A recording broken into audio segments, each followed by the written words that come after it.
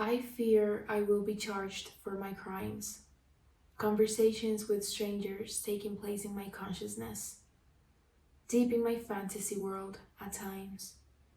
That's where my crimes are contemplated, tortured by my own thoughts. The maybe I can't comprehend on the way downtown, on the way to the party, on the way home. The time I've wasted, lost in my head, tortured by my own thoughts, blurring the present from the mess. Charged or rewarded, exceptional for its ambiguity, a witness of my own delusions and finesse. No difference between conscious and reality, only fest in the name of the gorgeous man. Strong arms, beautiful eyes, and curves like waves. Disturbed by the lack of empathy, devoid of depth and passion's flame. Therefore tortured by my own thoughts, faulty for the men I want, yet they lack my desires and ambitions. If they reciprocate, are they even ambitious? If they don't, what's the point? Tortured by my own name and patience, testing everyone and failing to find the best of the worst, charged and rewarded, standards and imperfection, yet still tortured by myself, self-image, self-love. I'm not even the woman I am, unlike any angelic creature whom my men are in love with.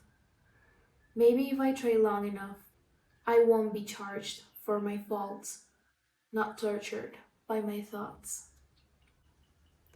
I am in love with this poem that I wrote like 2 days ago. I think it was on Thursday. Let me see. December 4th. Oh, 3 days ago. December 4th, 2024 at 4:36 p.m. This represents the love that I have for men, gorgeous men, and how they play a part in my consciousness and in my self-image.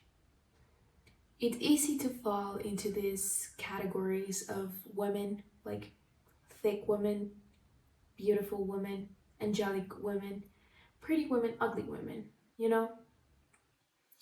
But how do we see men? We see men as something, as a prize almost. I see men as a prize almost, and it's very unconscious and it's fucking disgusting. I don't like this at all.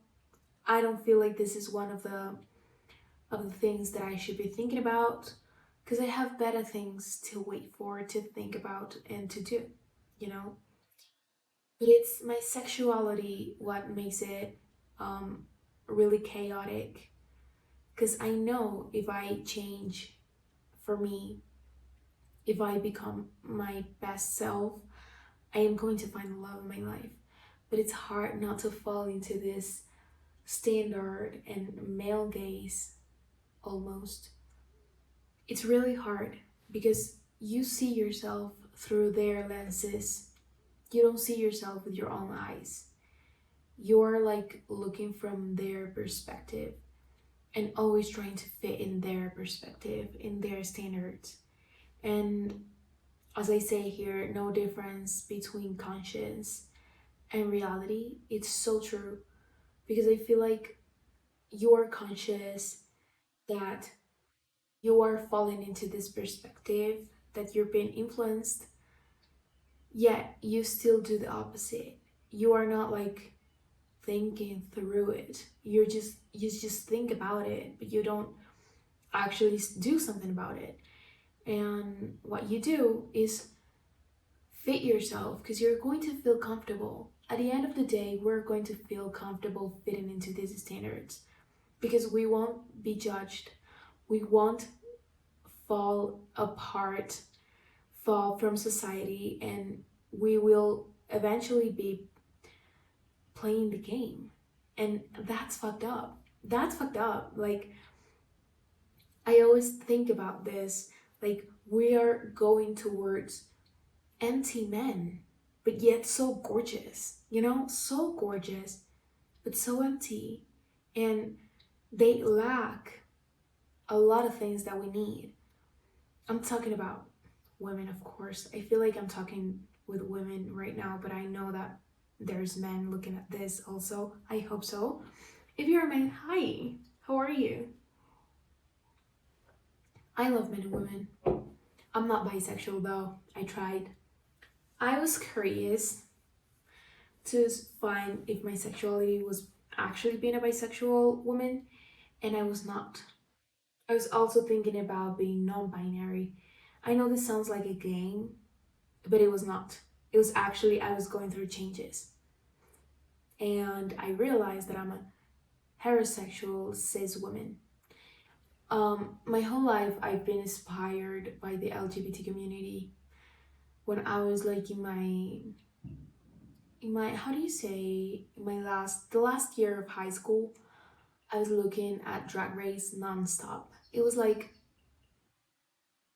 a religion to me. And then in college also, the first year, well, I think it was the second year of college when I got into there was the pandemic thing going on, and we had like virtual classes. I was losing my mind watching Drag Race, and it actually helped me a lot realize that I'm in love with being in love with art, with self-expression. And even though I'm not gay or bi, or I'm not part of the community, I will always be supportive of those who are, and I will give them my hand, no second thought. But aside from that, I was talking about men.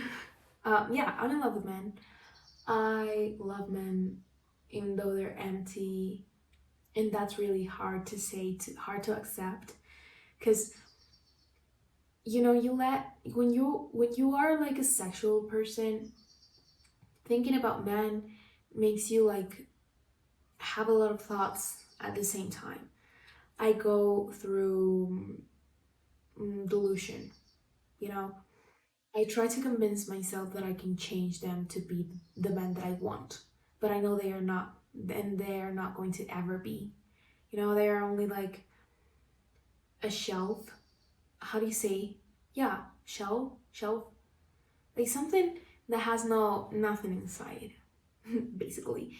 So there's, as I said, a lack of empathy, a lack of depth, and passion.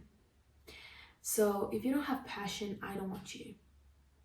But it's hard for me to get to that point when I say, oh, you don't have nothing in your fucking mind, I don't want you. No, I will find reasons to love you if you're a gorgeous man with strong arms, beautiful eyes, and curly hair. I will probably find something to love you and to hold on to. And that's so bad. That's so disturbing, because I know I'm not the only one that thinks this way. But whatever. I'm going through it. I'm changing. I haven't been like in love with a man for 2 years, because I'm realizing this. I'm realizing that as high as I get my standards, the solitude is going to be harder, and it's going to be worth it. So I'm waiting. I'm not waiting, I'm actually doing myself. I don't know if I have anything else to add to this. I probably do, but right now I don't have anything else in mind. Only that if you are a girl and that you go through these messy and ambiguous thoughts, please comment down below. And I love you. I love girls. To all the girls watching this, I love you. You have my comment section. You have my Instagram to DM me and tell me about your stories if you want me to read them here. I will definitely. And that's it. I love you so much. Thank you for listening to me. This is beautiful. I love reading poetry and then giving an explanation of why I was writing that. Even though this is like the internet and I'm like putting my thoughts on the internet, like outside. If someone that knows me will look at this, will be like, oh, Melissa's insane. I knew that. But it's okay, We all are insane. We're all working on ourselves. It's okay. So see you on the next one. Bye. Love you. Oh, and subscribe. Please subscribe. I need subscribers. I have like 28 subscribers.